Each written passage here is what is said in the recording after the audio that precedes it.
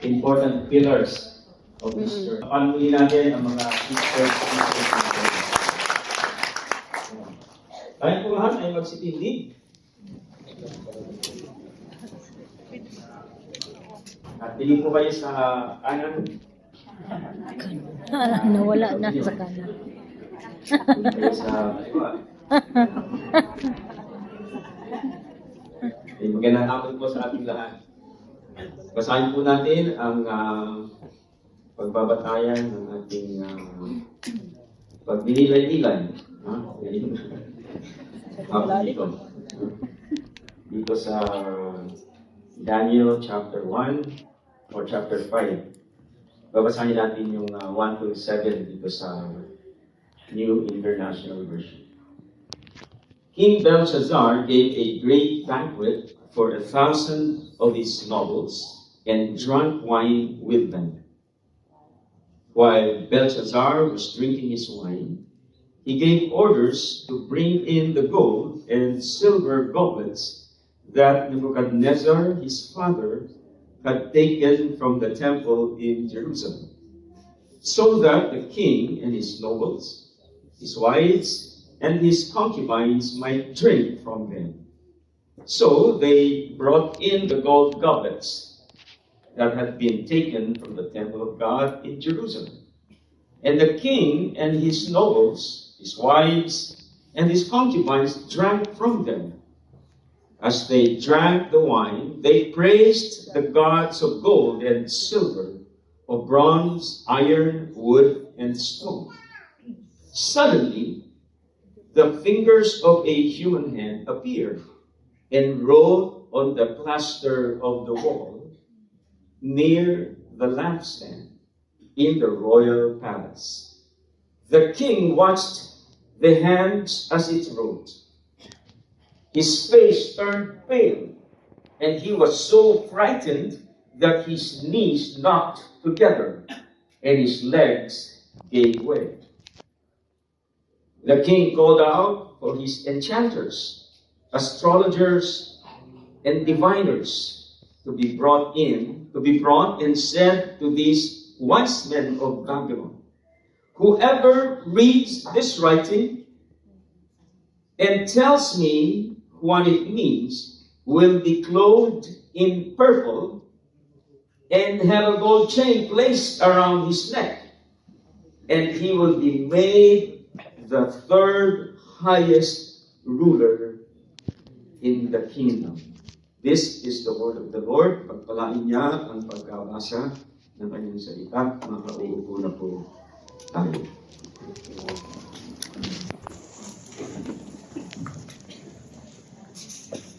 Narito na po tayo sa ikalimang bahagi ng aklat ni Daniel. Ito yata pang-lima na ba natin ito pa sa NJ? 5th week na natin. Sino sa inyo dito ang sumubaybay doon sa mga nakaraang 4 na linggo? Sa kamay. Sumubaybay pa kayo? O nagbay-bay kayo sa church? Sana po ay kasi ang ginagawa natin dito, pag tayo nagkakaroon ng mga serye ng pag-aaral, minumungkahin natin na basahin rin yun. At kung wala kayong binabasa ng mga devotional material, pwede nyo basahin yun. Parang mas tayong tayo. Kumbaga, mas tayo lahat isama-sama ng binabasa sa mga araw na pinag-aaral natin ang salita ng Panginoon. Alam mo, nakaraan, pinag-usapan natin yung lolo ni Belshazzar, si Nebuchadnezzar. Yung kanyang pagiging proud, diba? At kung paano dahil sa kanyang pagiging mayabang or proud ay ibinagsak siya ng Panginoon. Dito makikita rin natin yung tema ng mga panaginip. Itong aklat na ito ay meron dahil. Meron din parang kamanghamanghang pangyayari kagaya yung nabasa natin dito sa bahagi ito. Ngayon, ito ang tanong ko sa inyo mga kapatid. Where do we put our highest value on? Saan natin inilalagay ang ating pinahahalagahan. Ang pinakamatinding pinahahalagahan natin. Siguro, pwedeng sa isa, boom, kaya yun. Yung mga kontraktor, ha? Parang picture yata yun doon sa... Okay. Diba, yan yung mga tao ganyan, yan yung kanilang highest value. Pero, yung pagkanda rin. Ayun, yung mga nasa parking. Ha? Sasakyan. Yung mga napalabas pa yata yun sa mga nagpa-vlog, ano ha? Yan, ano ba dyan? Ayun ang ha? Yung mga dineflex, ang kaya mga ano-ano. Ang pumanara. Yun, pagiging successful, no? Mga sa trabaho yan, o sa anumang larangan. Saan ba nakalagay talaga yung the highest value natin? Ano ba talaga ang ating pinag-aakalalahan? Meron po dyan?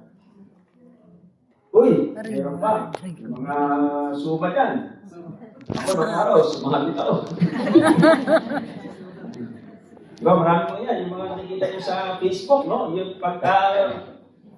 Alam mo yung algorithm, di ba? Pagka kung ano yung nilagay mo dyan, pinilagay mo, yun na yung bibigay siya ng Facebook. No? Kaya kung ikaw, halimbawa, galit ka sa mga sino, yan, puro pagkita. Nakapansin niyo ba yun? Because Facebook is trying to shape you in their own system, in their own image. Kaya ito, pagka ganito ko, lalo ko naman gumagalagali. Kasi pinipit yan eh, yung system. Isa din natin na-ibigyan yan. Kunyari, pag nag-like ka ng mga mahal na bagay, sunod-sunod na yan. Lahat talaga ng mga ibigay sa'yo.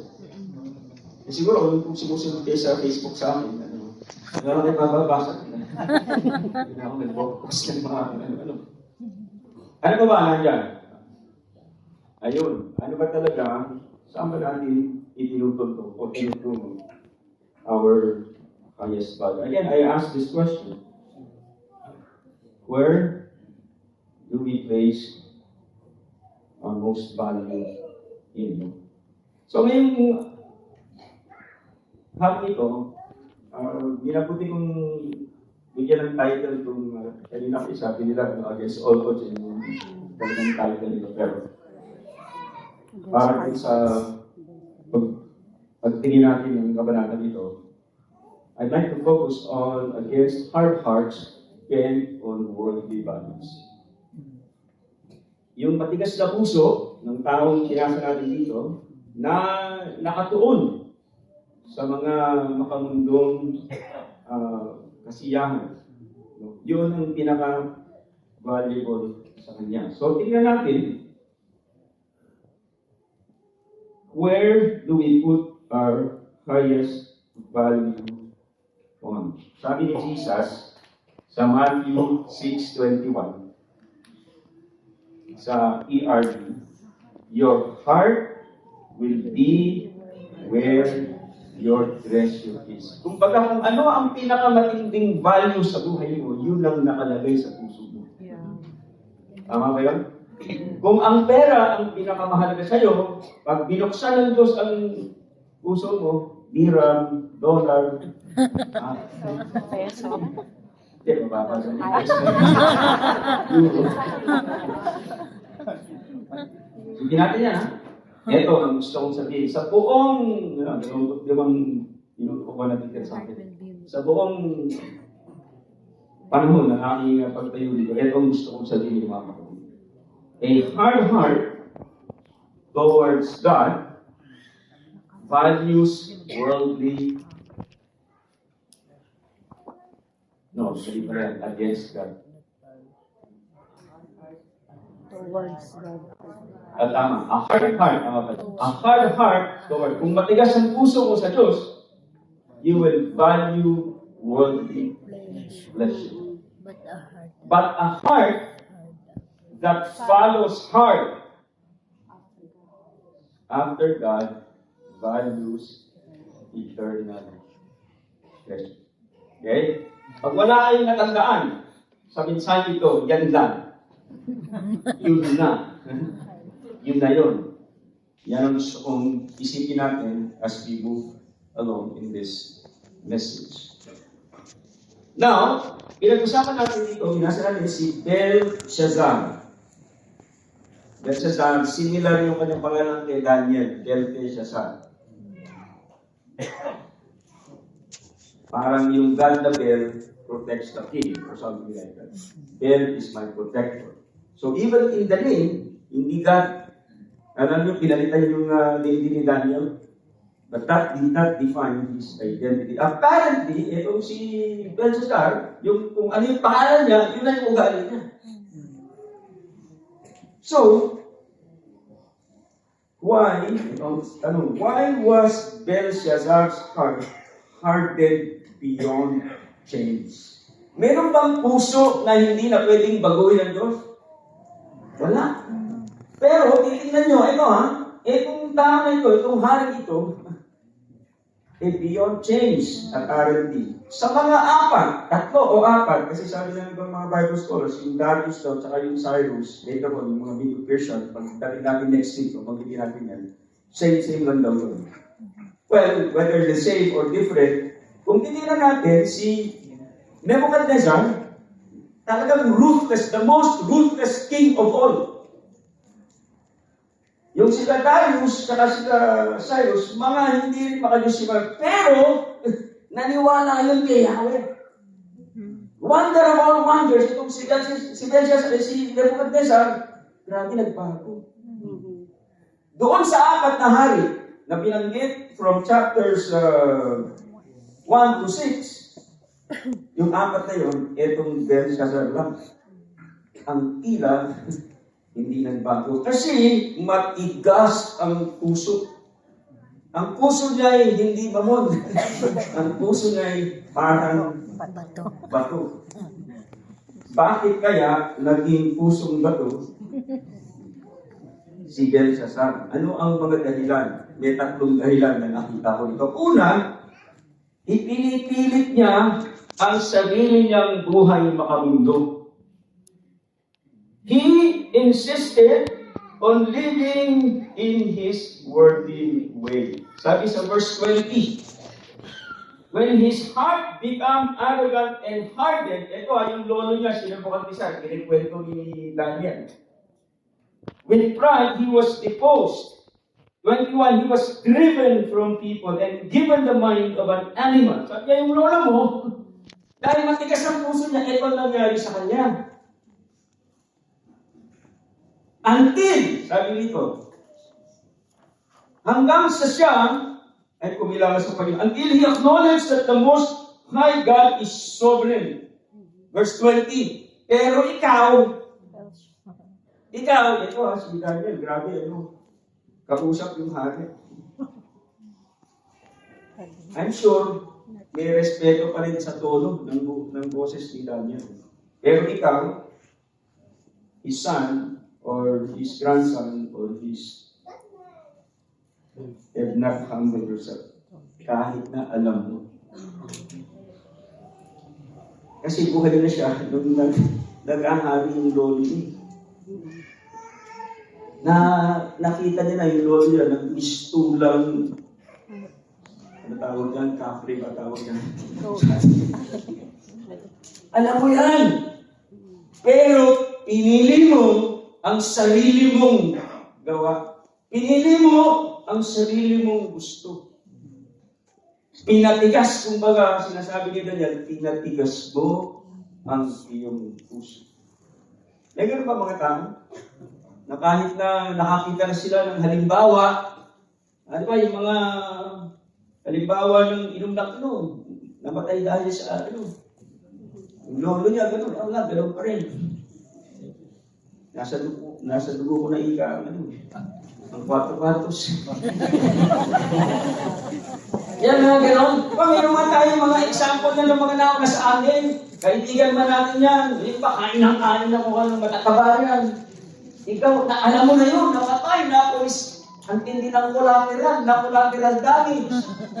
Ikaw, lantakan pa rin lantakan mo yung taba, gano'n pa rin. Ayun na. Di na naku. Meron ba tayong gano'n? Na kahit na alam na natin, pinatitigas pa rin natin ang ating puso. Ipinipilit pa rin natin yung ating kagustuhan. Ganun po ang nangyari. Si Belshazzar, unfortunately, he valued worthless idols. Kasi kung makikita nyo,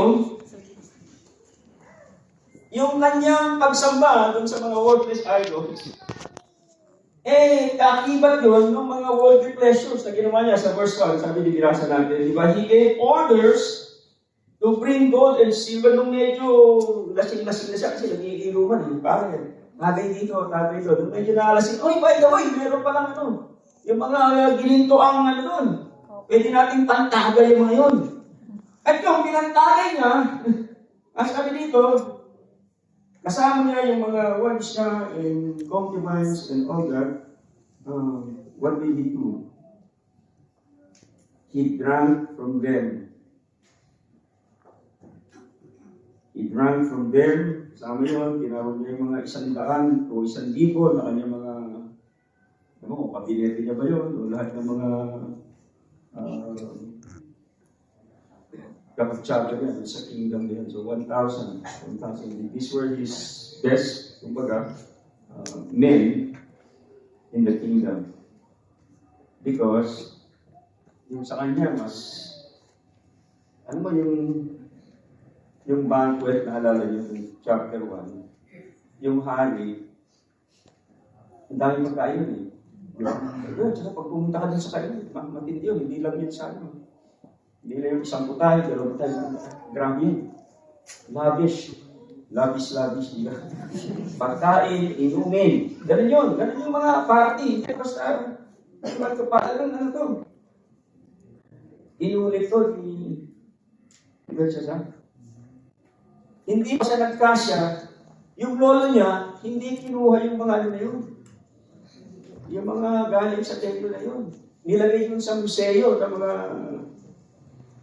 gods niya. Pero ito sila ginawa niyo because grabe yung kagustuhan niya sa worldly pleasure. That's why I say, Belshazzar valued worldly pleasure, while Daniel valued eternal pleasure. Kasi sabi ni Belshazzar sa kanya, bibigay ko sa'yo pag ikatlong mahalaga, Sabi niya, okay lang po, sa inyo na lang. Hindi na lang po yan. Kasi alam ni Daniel, walang kwenta yun eh. Kasi aatakihin na sila ng mga Medes and Persians. Wala nang kwenta kung ano pa yung pinagmamalaki ni Belshazzar. Minsan pa nakikita natin yung sarili natin ganyan. Mas gusto pa natin pagmalaki yung mga may pangalan, yung mga kung ano-ano man. Sometimes nagpapakamatay tayo sa pagtatrabaho, pag-overtime din. Wala na. Mga 3 beses na lang tayo pupunta sa church. Pagka ikaw dinedicate. Kahit ikaw kinasal. Kahit ikaw namatay. 3 times na. Nakikita ko yun sa kung anong pinahalaga mo. Kaya a hard heart towards God values worldly pleasure. But a heart that follows hard after God values eternal pleasure. Tama ba? Pangalawang rason, bakit kang tumigas ang puso dito? Not only did he insist on his own, he ignored godly wisdom. Bakit natin nasabi yan? Kasi nung dumating yung nanay ng hari, yung Reyna, sa verse 10, sabi niya, nung nakita na kinakabahan yung anak niya at lahat na, hindi magkaano talagang sabi niya, his knees were knocking. Sabi niya, don't be alarmed. Don't look so pale. There is a man. Hindi ba niya alam na nandun si Daniel? Alam niya yun. Kasi nga, trusted advisor ng lolo niya to dun sa kaharian. Hindi pwede hindi niya makilala. He was found to have wisdom. Daniel was found to have a keen mind, ability to interpret dreams, explain riddles, and solve different problems. Alam yun ni Belshazzar. And yet, initsapwero niya si Daniel. Siguro nung pupili na siya ng kanyang mga kabinete, hindi pwede yan, Daniel na yan. Inayawan niya, yung sana ay makapag-tutulong sa kanya. Belshazzar stayed away from the wise only to surround himself with the foolish. Walang magawa yung iba niyang mga advisor eh. Lahat sila foolish in the wisdom of God. Simple lang yun, Aramaic kaya yun. Everybody spoke Aramaic in those days. But they could not understand what that meant. Because they became foolish.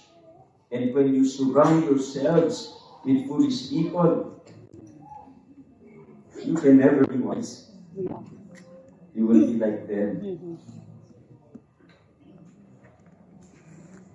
Sino ba binabarkada nyo? Sino ba sinasamahan nyo? Ano ba ang mga salita pinakikinggan nyo? Yung mga nagmamarites, yung mga nagtotonics, yung ba, hindi nyo alam yan. Latest, yung ibig sabihin lang. Tonics, mga boys. Nakita niyo ba yan? Dati, nung bata ako, hindi naman ako umiinom nabarkada ako sa mga tumador. Laklak dito, laklak doon. Kasi you become who you associate with. Pati langoy sila. Hindi naman ako, may konting mura lang ako na alam ko, dadagdagan nyo kasi yung mga barkada ko. Ganun. Tama ba ako? Social media, sino ba sinusunod nyo? Who do you follow in social media? Because you can surround yourselves with virtual people, not just physical people. And social media is even more dangerous. Isipin niyo yan. Ito, merong pinakamatindi, pinakagodly, pinakawise doon sa kingdom, pinus aside niya. Initsapwera niya. Stay away from the wise, only to surround himself with the foolish. But Daniel remained wise by relying on God's wisdom. From from Nebuchadnezzar, iba pang hari, to Nabonidus, yung tatay nung si Belshazzar, at this point, nasa ibang bansa, kaya si Belshazzar ang nag-rule on his behalf. Kaya sabi niya, nung sinabi niya, kung sino man maka-interpret nito, yung pangatlo, kasi pangalawa siya He was not the first. He was ruling for his father, who was away at that point. Kaya sabi ni Daniel, wala dyan yung ko. Wala dyan yung banyo ko. Tama? Again, I say, a heart towards God values worldly pleasure. A heart that follows hard after God values eternal pleasure. And finally, pangatlong rason, at tumilisang pusin ito, he insulted Almighty God. Yun na yung karuruk-rurukan. Ano ba yun? Yun na yung sukdulan ng pagkamatigas na puso ni Belshazzar. He insulted God Almighty. Verse 22, balik tayo. Sabi niya, but you, Belshazzar, have set yourself up against the Lord of heaven. You have the goblets, yung mga inuman na yun, from his temple brought to you. Kasi in-order na Sabi niya, dali niyo yung mga yan dito. And you and your nobles, your wives, and your concubines drank wine from them. You praise the gods of silver and gold, of bronze, iron, wood, stone, on which cannot see or hear or understand, but you did not honor God who holds in his hand your life and all your ways. Kamadali salita, tanga ka. Dahil sa Mantakin mong i-desecrate mo yung sacred. Alam mo yung mga goblets na yun? Pang-templo lang yun eh. Kaya nga, nung niransak nila Nebuchadnezzar, kinuha nila lahat yun. At least, si Nebuchadnezzar, although he put a little value on those goblets, nilagay niya yun doon sa museum niya. Pero itong apo niya, pardon the word, winalang hayo. Kumbaga sa salitang kanto, binahaboy niya ho yun. Para kay God yun. And did you know that those goblets of gold symbolize the very presence of God among His people when they were in exile? It symbolized the glory of God. It symbolized the honor of God. Palagay ko, sila Daniel at yung mga tatlo yung kaibigan, paminsan-minsan sinisilip nila yun kasi may access sila nun eh. And that reminded them in my mind that God was with them. Kasi even a portion of the temple went along with them. And in their mind, in my interpretation, I think I am right, that represented the presence of God there. Yeah.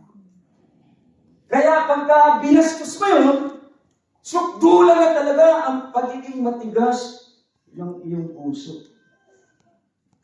Hindi pa yun, ha?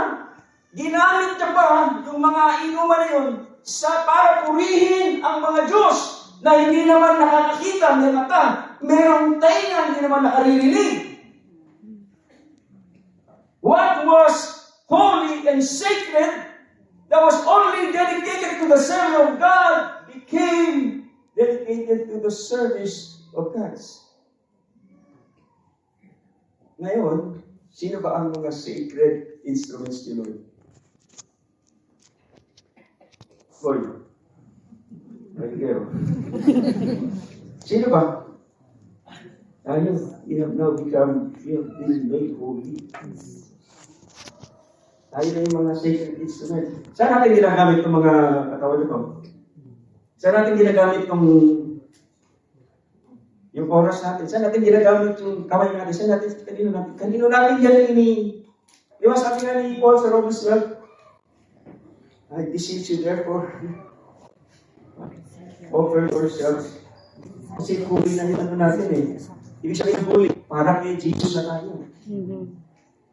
Yung mga goblets na yun, para kay Yahweh lang yun. Kung saan ginamit nito si Belshazzar. So Belshazzar desecrated the holy things that represented God's presence, glory, and honor. Sana hindi po natin gawin yan, mga kapatid. Na itong templo ng Panginoon na ito. Kaya sinasabihan ko yung mga iba, sabi ko, ingatan nyo ng kalusugan nyo. Huwag nyo maabusugin yung katawan nyo. Kasi templo ng Diyos yan. Tama ba? May kausap na ako ng isang yung Saturday. Ando kami sa Dubai, dahil birthday ng aming kapong si Carl. Mayroong kapatira doon, namatay 42 years old. Pasang bata. Hindi naman dapat mamatay. Alam mo yung araw, sabi ng kausap ko sa akin, sabi niya, Pastor, siguro talagang pag-time mo na kayo. Ang sabi ko, nung bata pa ako, naniniwala ako dyan, ngayon hindi na. Kasi pwede kang mamatay, hindi mo patay. Bakit kayo? Bakit? Kasi, hindi ba?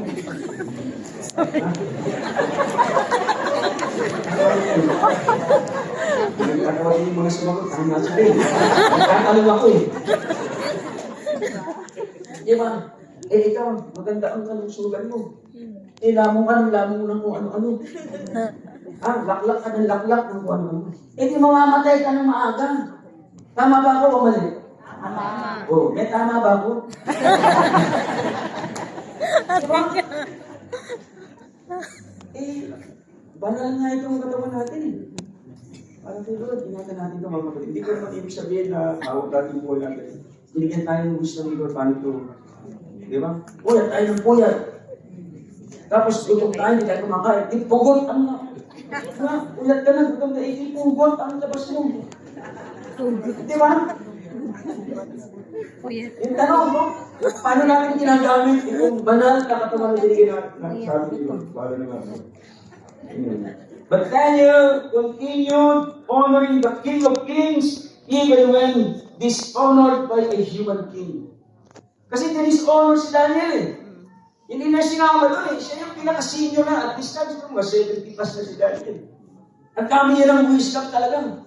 Eh, itong Belshazzar, wala. Dinishonor niya. Eh, ngayon, naalala ng nanay.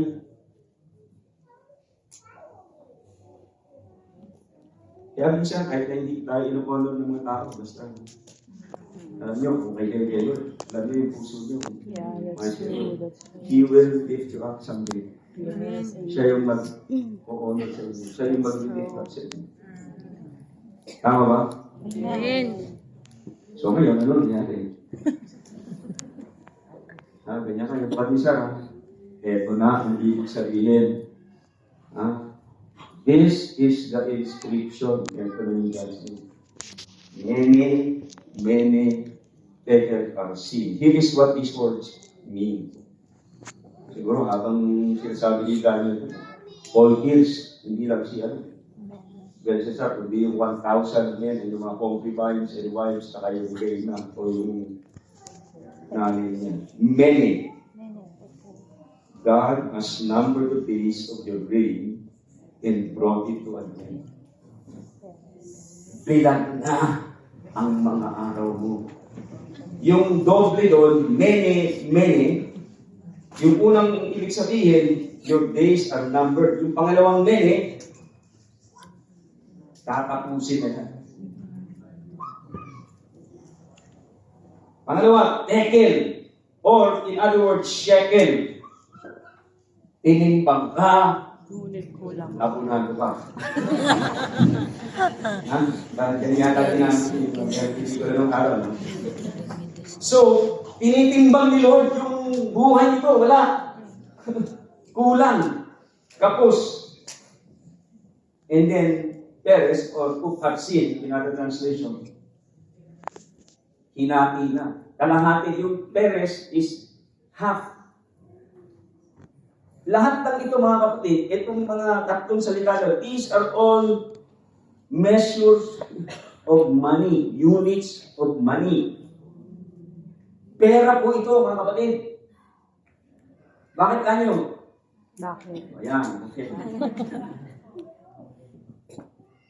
Alala nyo? Values. Values. So, nire-remind ni God, at yung sumulat, di ba? That was the hand of God. You know, that same hand wrote the Ten Commandments, remember? Now, this same hand is writing a warning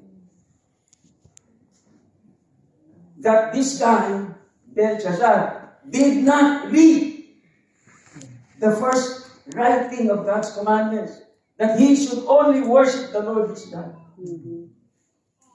So, sumulat ulit. Yung kamay. I think kanan yata yung ginamit ni Lord. Because I think one of the messages here is that you value money and riches. It's really nothing. And you have devalued me. Now your kingdom, the word Peres is a play on words with Persians. So marami siyang mga kahulugan na gustong ipakatid nito. Your kingdom is divided in Athena. Because the Medo-Persians were now knocking on the gates. At ito, alam na yun ni Belshazzar. Parang ito siguro yung huling party nila. At pinibigyan niya siguro ng instructions yung mga noblemen niya about how to avoid that attack. Little did he know that the rampaging army of the Medes and the Persians were coming. And he would lose everything, including his life. That's why verse 30 says, that very night. Yung gabi ring iyon. Alam mo ginawa pa nito ni Belshazzar doon sa verse 29? Ininsist niya pa rin na damitan si Daniel. So even at the last moment, he was still clinging to his wealth, to his power, to his position. He never said, "Oh Lord, forgive me," like what his grandfather did. Kaya talagang hopeless si Belshazzar. So, anong sasabihin natin? Belshazzar put zero value on God. But Daniel placed God at the zenith of his values.